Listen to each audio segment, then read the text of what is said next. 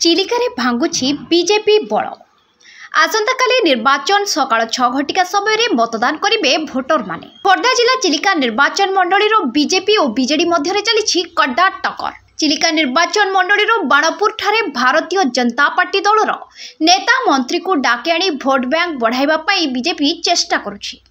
राज्य में विभिन्न योजना देखि बीजेपी बाइया होई गलानी। चिलिका निर्वाचन मंडली रे रघुनाथ साहू को हजार हजार समर्थन रैली देखि बीजेपी विधायक प्रार्थी पृथ्वीराज हरिचंदन को मन दुर्बल होइछि। आसंताकाली मतदान रे समस्त बूथ रे बीजेडी भोट अधिक रहिबो बोली चिलिका निर्वाचन मंडली रो विभिन्न स्थान रे बुद्धिजीवी माने आलोचना करिसथि। हारिजिबो बीजेपी, विपुल संख्या रे भोट नेबो बीजेडी। राताराती परिवर्तन हेउछंती भोटर।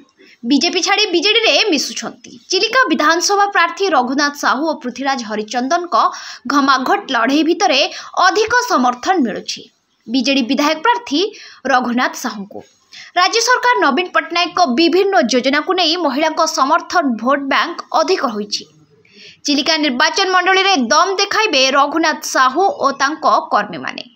बीजेडी विधायक प्रार्थी थिबा विजय सुनिश्चित बोली विभिन्न महल रे आलोचना हेउछि। खोर्धारू Sudhir Kumar Behera report, Focus plus.